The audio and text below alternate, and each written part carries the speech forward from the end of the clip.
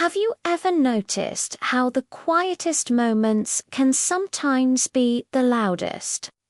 Well, darling, this story is about a silence that spoke louder than any scream ever could.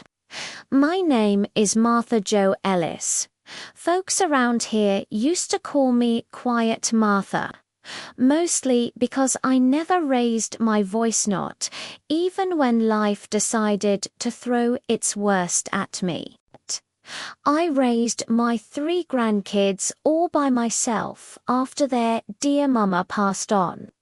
There was sweet Lily, wild-hearted Sam, and proud little Tommy. I gave them every piece of my world. But as they grew older, I think they started to forget what that world had cost me. You see, I had this old rocking chair. It had been sitting on my porch for 60 years, a part of our family's story. My husband, God rest his soul, built it with his own 2 hands right before he went off to war. Every single night, I'd sit in that chair, say a prayer for him, and rock those babies to sleep.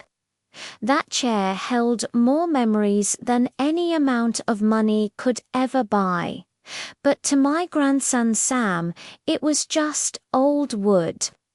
It all really came to a head one Thanksgiving. The kids came home, but it felt like they were there for the family photos, not the family love. Sam strutted in all flash and confidence, wearing his shiny gold chain and a fancy new watch. "Grandma," he said, looking round my little home, "you should really sell this house. It's worth a fortune now. You could live so much easier." I just offered him a small smile and said, "Sweetheart, peace doesn't come from a bigger house. It comes from a cleaner heart." He just laughed, shaking his head. "Grandma, that's always been your problem. You think love pays the bills." I bit my tongue and held my peace. Later that night, when I went to sit in my rocking chair, it creaked and groaned, and then cracked right under me. The next morning, I found out Sam had moved it to the shed. He claimed he was going to fix it up for me. A few weeks went by, and then it was gone. He'd sold it online for $500. He didn't even have the courage to tell me himself. I found out from Lily when she quietly showed me the online listing on her phone, her eyes full of apology. "He said it was just junk, Grandma," she whispered. I just nodded. I didn't shed a tear. I didn't utter a single curse. I just whispered out to that empty spot on the porch, "All right. Lord, it's time we teach my boy something that money can't buy." Months drifted by. Sam stopped visiting. It was just too awkward for him, I suppose. But Lily and Tommy, they came by often, their presence a quiet attempt to fill the space he'd left. All the while, I started saving my little bit of pension money, stashing it away piece by piece. Nobody knew why.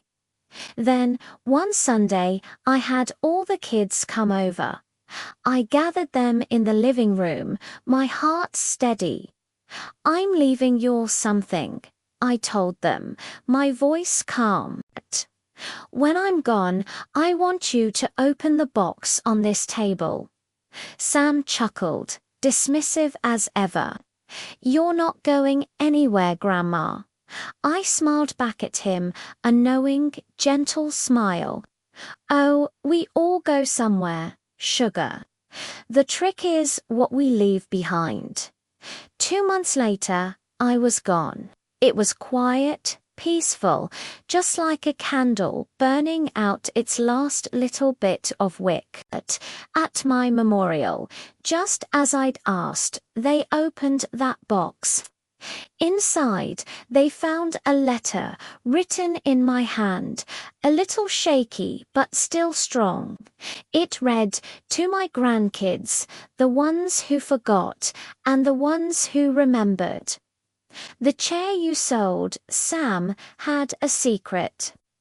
Tucked deep inside the armrest, your grandpa left a note from 1953 and a savings bond that's now worth $40,000. I never told anyone because it was never about the money. It was about the memory. Sam, I hope you learn one day that things carry so much more than just their price tags. They carry love. I forgive you, my child, but please don't forget me again." The room fell completely silent. You could have heard a pin drop. Sam just dropped to his knees, his shoulders shaking with sobs. Lily rushed to him, wrapping her arms around him, whispering, "She still loved you, Sam. Even after all of that, she still loved you." A week later, Sam took what little money he had left and started a search. He tracked down that chair, finding it in a pawn shop 3 towns over. He bought it back, and with his own hands, he repaired it, carefully, lovingly. He brought it home and put it right back on my porch, right where it had always belonged. Now, folks around here say that when the wind whispers through the pine trees, that old chair still rocks ever so gently, like Grandma never really left. Because, darling, the most powerful lessons don't always come with a shout. Sometimes they're wrapped in forgiveness. And that's the kind of lesson that lasts forever. Thank you so much for listening to my story today. If it touched your heart, please consider liking this video and subscribing for more tales from the heart. We'll see you next time.